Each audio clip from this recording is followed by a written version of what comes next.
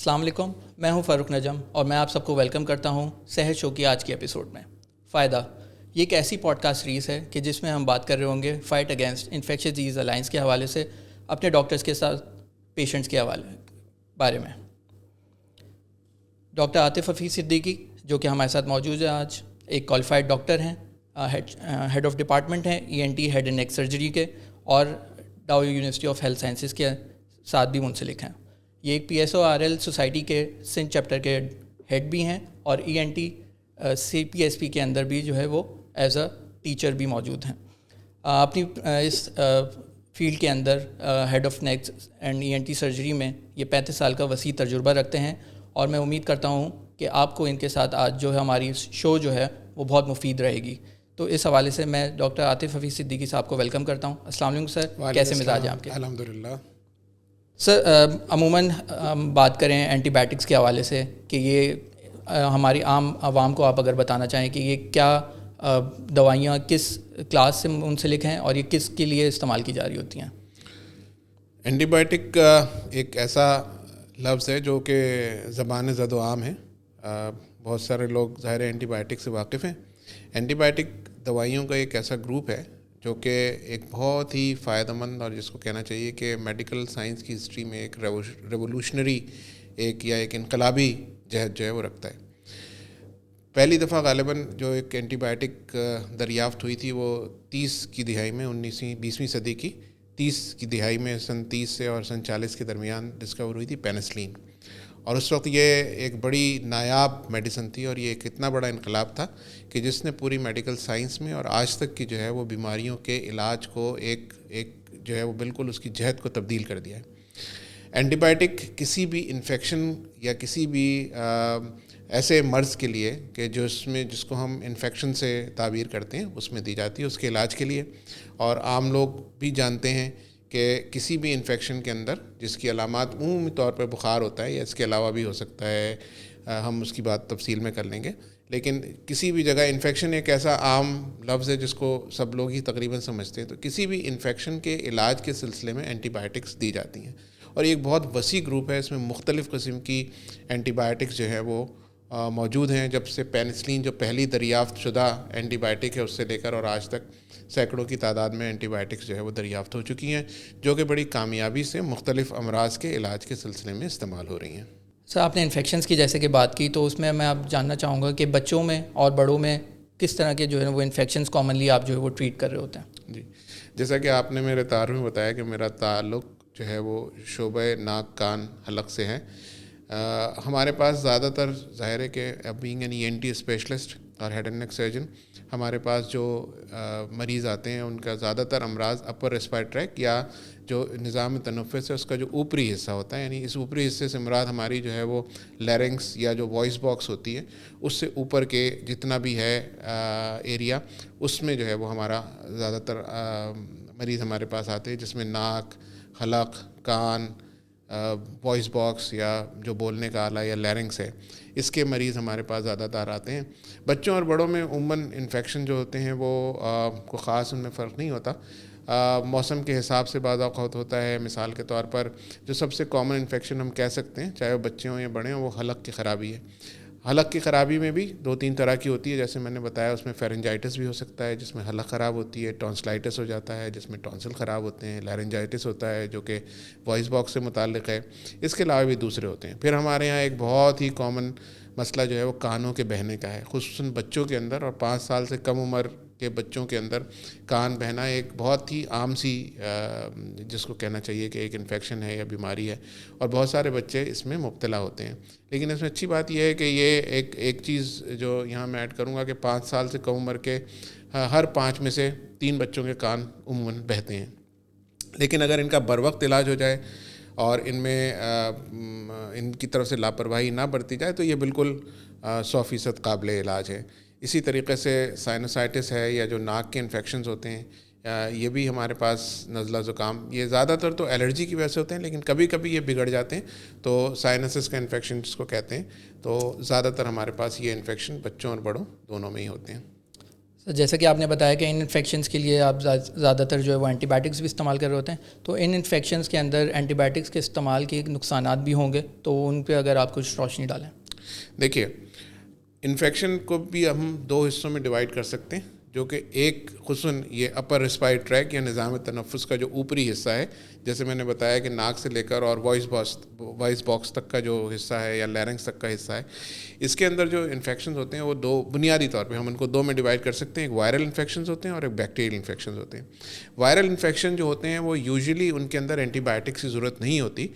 Viral infection وہ ہوتے ہیں جو کہ کسی وائرس کی وجہ سے ہوتے ہیں، اور وہ ایک میعادی انفیکشنز ہوتے ہیں جو کہ اپنا وقت پورا کر کے خود بخود ختم ہو جاتے ہیں. ان کے اندر آپ اینٹی بائیوٹکس کا کوئی رول نہیں ہوتا.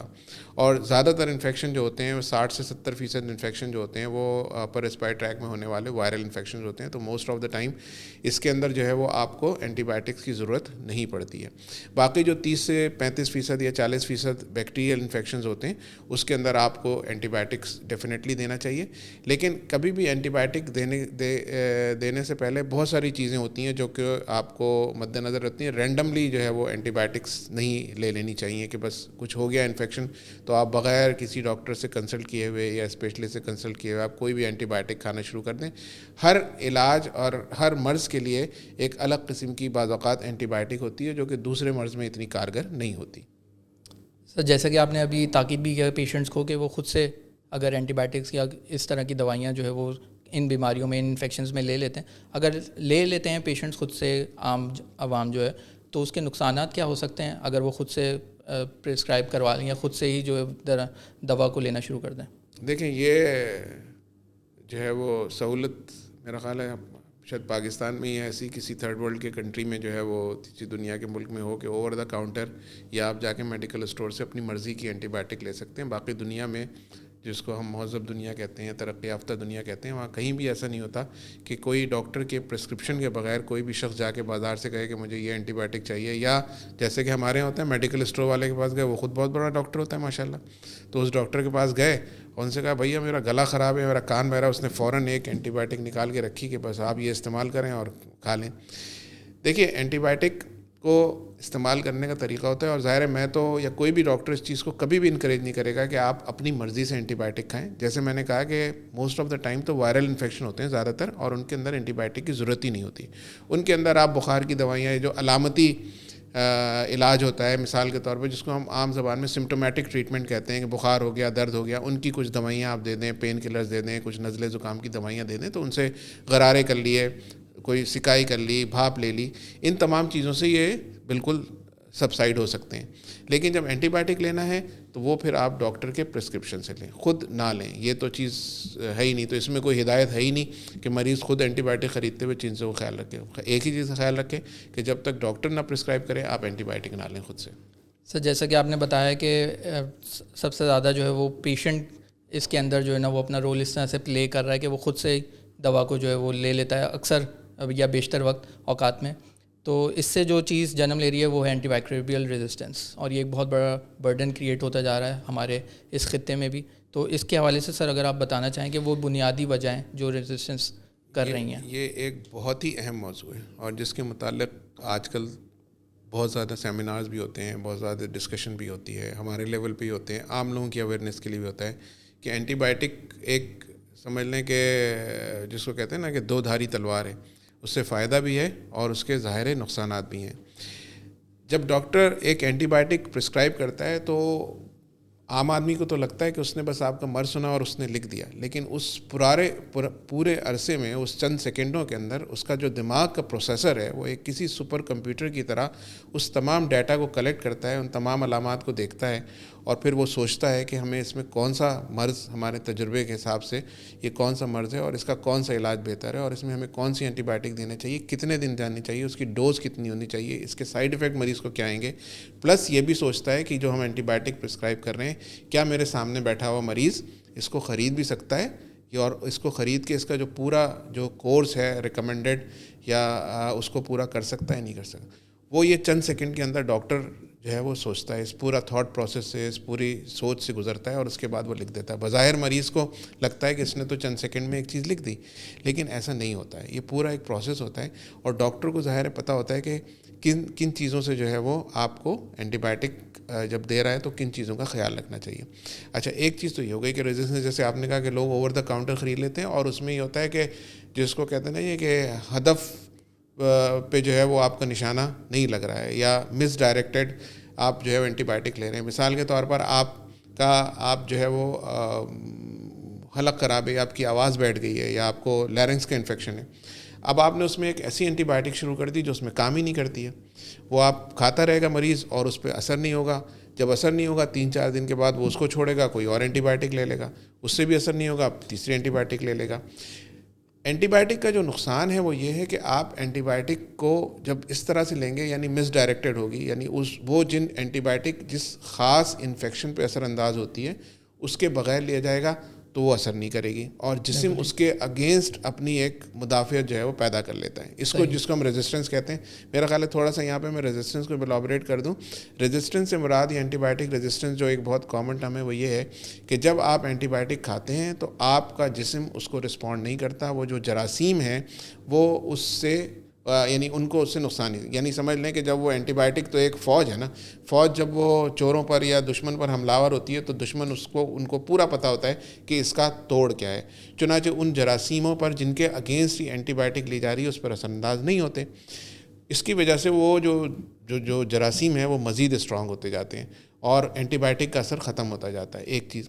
دوسری سب سے بڑی وجہ جو ہوتی ہے ہمارے ہاں کہ جیسے اینٹی بائیوٹک کا کورس پورا نہیں کیا جاتا. مثال کے طور پر ہر اینٹی بائیوٹک کا ایک لمیٹڈ، ایک ریکمنڈڈ، جو بہت ریسرچ کے بعد فارماسسٹ اور فارماسیوٹیکلز والے جو ہے وہ بتاتے ہیں کہ جی یہ 5 دن لینی ہے، یہ 7 دن لینی ہے، 14 دن لینی ہے. اسی طرح سے کسی مرض میں بھی ہوتا ہے کہ مثال کے طور پر اگر کسی کو ٹائیفائڈ ہے تو اس کے اندر ایک الگ رینج ہوگی. مثال کے طور پر اس کو آپ دے رہے ہیں، زیادہ عرصے دے رہے ہیں اینٹی بائیوٹک. ایک کو انفیکشن ہے اس کے اندر آپ کسی کو 5 دن بھی دے رہے ہیں. تو اینٹی بائیوٹک کا ایک ریکمنڈڈ ٹائم ہوتا ہے کہ جو پرٹیکولر یا خاص اینٹی بائیوٹک آپ لے رہے ہیں وہ آپ نے 3 دن لینی ہے، 5 دن لینی ہے، 7 دن لینی ہے یا 14 دن لینی ہے یا اس سے زیادہ لینی ہے، جو بھی ہے. جب یہ اور کچھ امراض ایسے ہیں مثال کے طور پہ جیسے ٹیوبرکلوسس ہے یا ٹی بی ہے، تپدق ہے، ہمارے ہاں بہت کامن ہے. اس کا علاج 6 مہینے، 9 مہینے، سال، 1.5 سال بھی چلتا ہے. اس چیز پر منحصر ہے کہ کس ایریا کے جسم کے کس حصے کی ٹی بی ہے.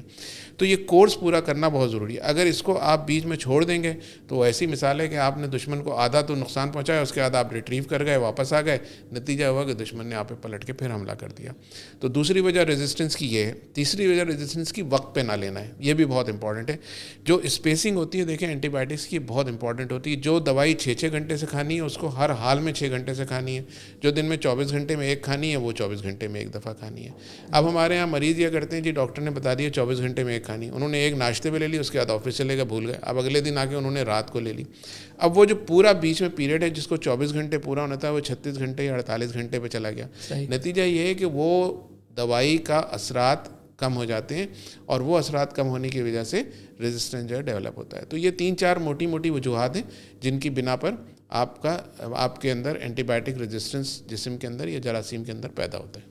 بہت شکریہ سر، آپ نے بہت ہی جو ہے وہ اچھے طریقے سے اس کو ایلیبریٹ کیا اور اس پہ بات تو بہت زیادہ ہو سکتی ہے، بہت دیر تک ہو سکتی ہے، لیکن ایک لمیٹڈ ہمارے پاس وقت بھی ہے. تو بس آخری ایک سوال کرتا چلوں آپ سے کہ ظاہر سی بات ہے سر، ہم سب جو ہے وہ کام کر رہے ہیں اپنے، جنرلی ہم اپنے فائدے کے لیے کر رہے ہوتے ہیں. یہاں پہ ہم آپ سے پوچھنا چاہیں گے آخری ایک چیز کہ آپ اپنے پیشنٹس کے فائدے کے لیے کس طرح سے کمیٹڈ ہیں؟ دیکھیں مریضوں کو فائدہ تو بہت طریقے سے پہنچایا سکتا ہے. ایک ڈاکٹر تو چلتا پھرتا فائدہ ہی ہوتا ہے عموماً. جو مریض کو ایڈوائس کرتا ہے، جو مشورہ دیتا ہے، وہ سب اس کے فائدے کے لیے ہوتے ہیں. جو پرہیز بتاتا ہے وہ بھی فائدے کے لیے ہوتا ہے. لیکن ہم اس مخصوص موضوع سے جو آج زیر بحث ہے یعنی اینٹی بائیوٹکس کا استعمال اور ان سے ریزسٹنس سے بچاؤ اور ان کی صحیح طریقے سے ان کو تجویز کرنے کا جو سلسلہ ہے، اس میں دیکھیں اس میں بہت بڑی ذمہ داری کمیونٹی کے علاوہ ڈاکٹرز حضرات یا ہماری برادری پہ بھی آتی ہے. وہ یہ ہے کہ میرا کام یہ ہے کہ میں مریض کو یہ بات سمجھاؤں اور یہ بات اس کو کنونس کروں اس بات پہ کہ آپ نے یہ اینٹی بائیوٹک کتنے دن کھانی ہے. چنانچہ میرے پرسکرپشن کے اوپر یہ لکھا ہوا ہونا چاہیے کہ یہ دوائی آپ نے کتنے دن کھانی ہے، دوسری کس طریقے سے کھانی ہے، تیسری کس وقت کھانی ہے. مثال کے طور پر کھانے سے پہلے کھانی ہے، کھانے کے بعد کھانی ہے، خالی پیٹ لینی ہے یا کسی اور خاص طریقے سے جو ہے وہ اس کو لینا ہے.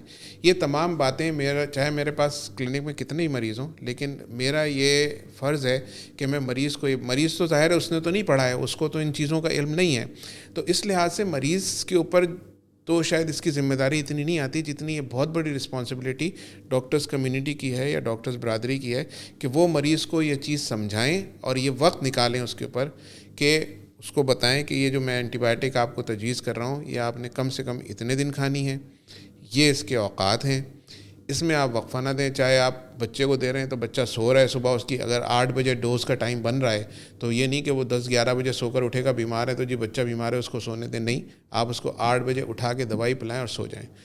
کھانے سے متعلق بہت سارے مسکنسیپشنز ہوتے ہیں کہ دوائی ہمیشہ اینٹی بائیوٹک کھانے کے بعد لینا چاہیے، جو کہ ایک بالکل غلط کانسیپٹ ہے. کوئی دوائی اینٹی بائیوٹک ایسی نہیں ہوتی کہ جس کو آپ کھانے کے بعد کھائیں. کچھ اینٹی بائیوٹکس ایسی ہوتی ہیں جو کہ آپ لے سکتے ہیں، اور اینٹی بائیوٹک خالی پیٹ یا بھرے پیٹ میں، بلکہ خالی پیٹ میں شاید ان کی ابزارپشن جو ہے وہ زیادہ بہتر ہوتی ہے بنسبت بھرے ہوئے پیٹ میں اگر آپ کھائیں گے.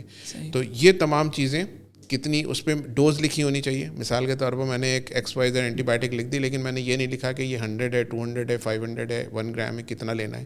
اس کی اسٹرینتھ جس کو ہماری زبان میں کہتے ہیں، یعنی کتنی پوٹینسی کی وہ دوائی ہے وہ لکھی ہونی چاہیے. اس کی ڈوز کلیئرلی لکھی ہونی چاہیے. اور میں تو کوشش کرتا ہوں کہ میں ہمیشہ اردو میں بھی لکھ کر دوں تاکہ مریض اس کو آسانی سے پڑھ سکیں. تو یہ تمام چیزیں ہیں جو کہ جو کم سے کم میں سمجھتا ہوں کہ ڈاکٹرز کمیونٹی کی حیثیت سے ہم مریض کو اینٹی بائیوٹک کے حوالے سے جو فائدہ پہنچا سکتے ہیں وہ یہ ہے کہ زیادہ فائدہ مند اینٹی بائیوٹک اسی صورت میں ہے جب ہم یہ تمام شرائط اینٹی بائیوٹک دینے کی پوری کریں اور مریض کو اس کے متعلق اچھی طریقے سمجھا دیں کہ اینٹی بائیوٹک لینے کا صحیح طریقہ کیا ہے. بہت شکریہ. میں امید کرتا ہوں کہ آپ سب کے فائدے کے لیے جو پروفیسر ڈاکٹر عاطف حفیظ صدیقی نے باتیں بتائی ہیں آپ ضرور ان کو عمل میں لے کر آئیں گے، اور آپ سے ملاقات رہے گی اب اگلی پروگرام کے اندر. بہت شکریہ. اللہ حافظ.